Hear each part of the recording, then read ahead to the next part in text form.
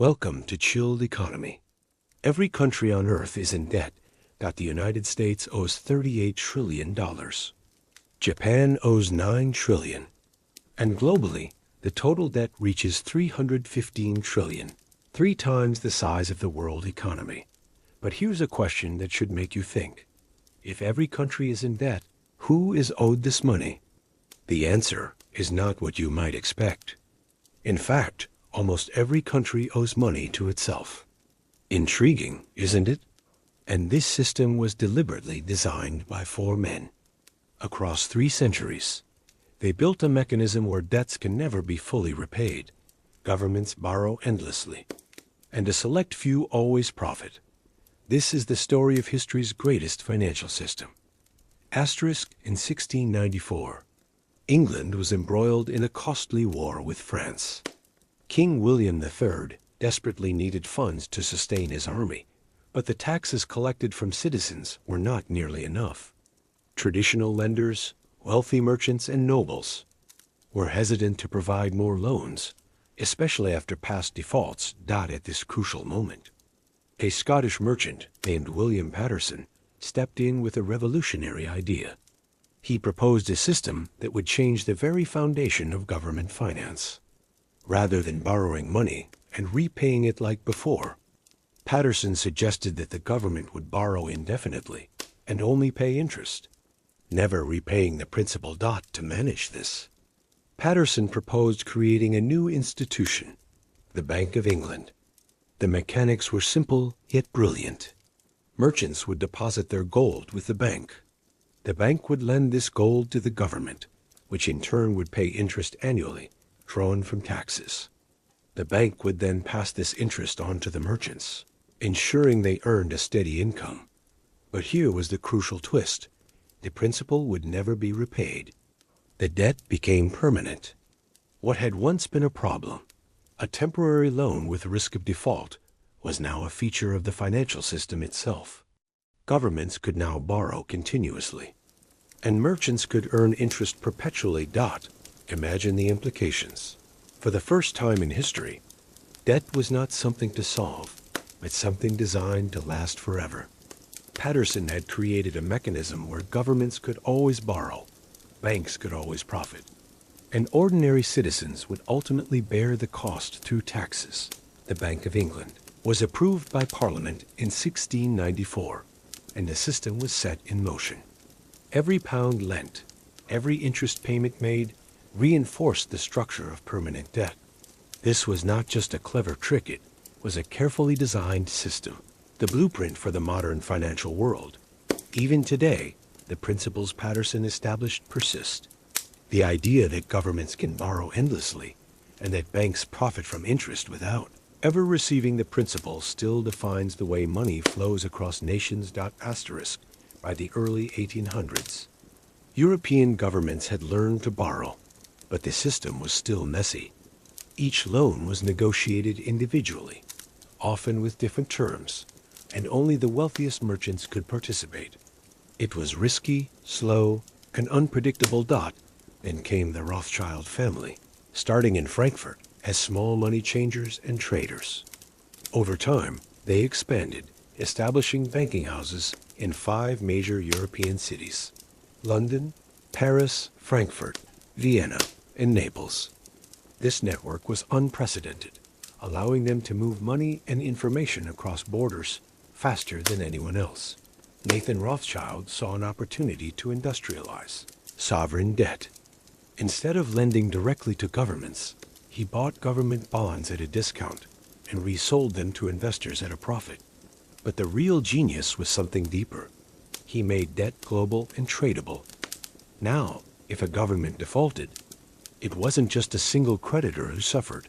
It could ripple across the entire international financial network. Debt became permanent and inescapable.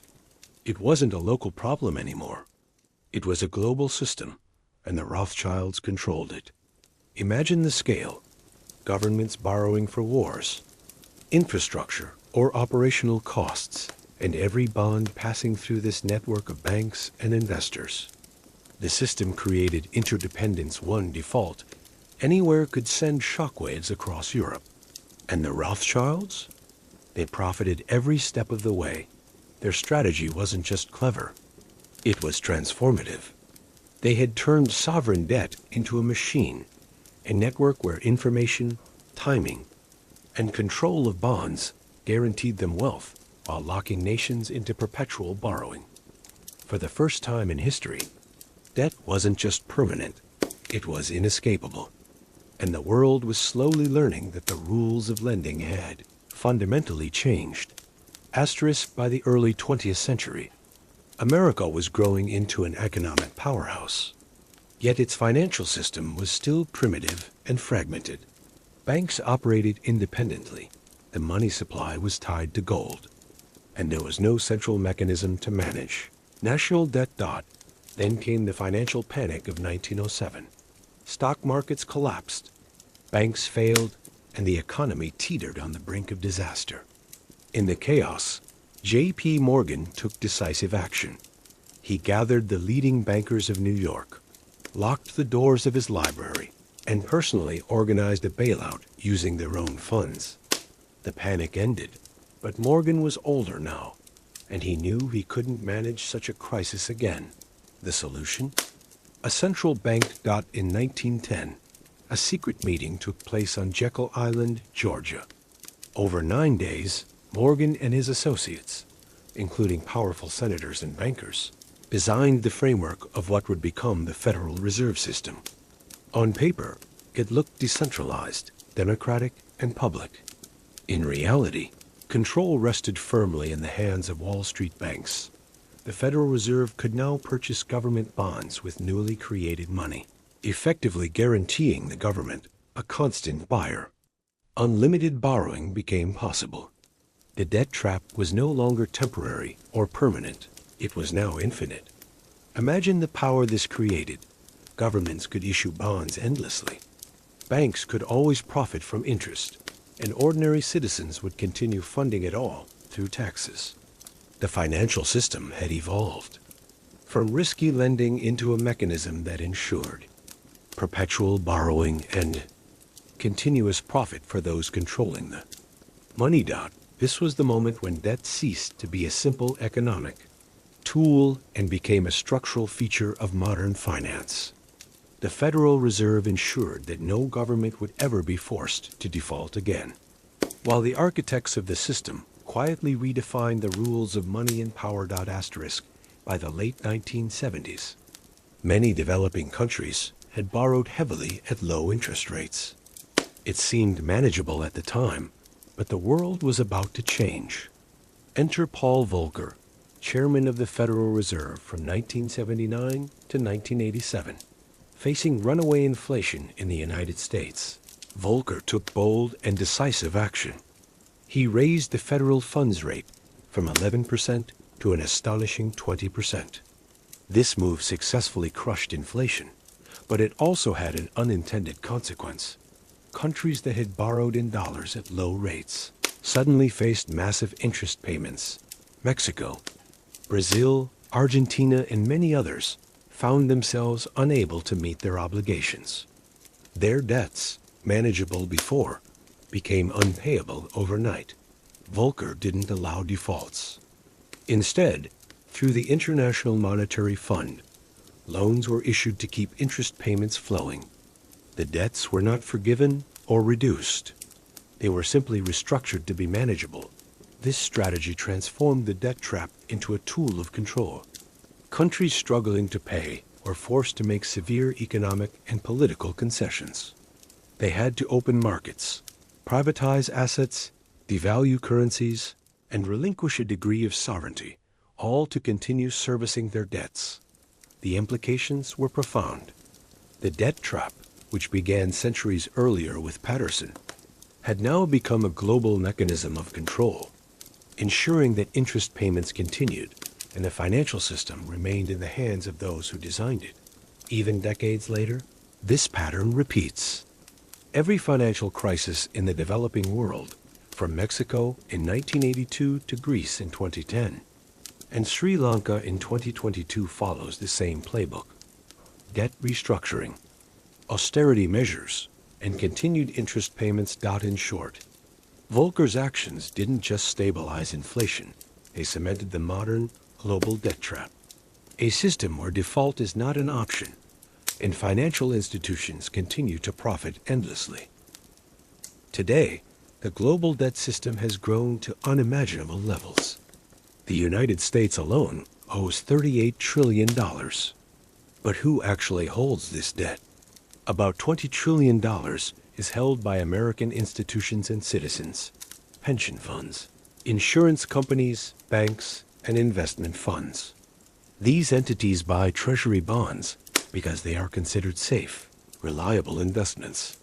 The remaining $18 trillion is owed to the government itself in programs like Social Security and Medicare. Even here, interest still flows, paid by taxpayers. Does this debt decrease over time? No, not really. Globally, the pattern is the same. Japan, Europe, China, and countless other nations, all are interconnected in a web of debt. Each country owes money to others, often through complex financial instruments and institutions. Interest payments flow upward, from the general public to banks and asset managers. Now imagine what would happen if the U.S. tried to pay off its $38 trillion debt. The money supply would collapse. Deflation would take hold, economic activity would grind to a halt, and a global crisis would be inevitable. This is not an accident. The system is designed this way. Debt can never truly be eliminated, and interest payments never stop. The global financial network has been engineered so that it always works in favor of financial institutions. The story is clear. The mechanisms put in place by centuries of financial architects, from Paterson to Volcker, have created a system where debt is permanent, interconnected, and profitable for those who control it. Asterisk, let's take a step back and look at the architects behind the global debt trap. 4 men, 3 centuries, 1 system. William Paterson, 1694. He made government debt permanent. From that moment on, countries no longer had to repay the principal. They would only pay interest indefinitely. Nathan Rothschild, 1815. He took that permanent debt and made it global and tradable. No single government could default without impacting the entire international financial network. Debt became interconnected, unstoppable, and inescapable. J.P. Morgan and the Federal Reserve, 1913. They made the system infinite. Governments could borrow endlessly, and the central bank would always be there to purchase bonds. The debt trap was now limitless. Paul Volcker, 1979 to 1987. He ensured the trap was unavoidable. By raising interest rates and managing defaults through the IMF, countries were forced to continue paying interest, sacrificing economic and political autonomy if necessary. The result? The global debt trap is now permanent. Interest flows continuously. Debts are woven together like a complex web. And the winners? Always the financial institutions. Debt is not a problem. It is the design of the system. Every interest payment you make is like paying rent to live in this financial world. A constant reminder that the system is working exactly as intended. As we've seen, $38 trillion in U.S. debt, hundreds of trillions globally, are not a crisis. They are a feature, not a flaw. And the people who manage this system profit endlessly while the rest of the world continues to borrow, pay interest, and remain caught in the trap. This is the story of the debt trap. From Paterson to Rothschild, Morgan, and Volcker, a system built to last, a web that ensnares every government, and a mechanism that will continue to shape our world for generations.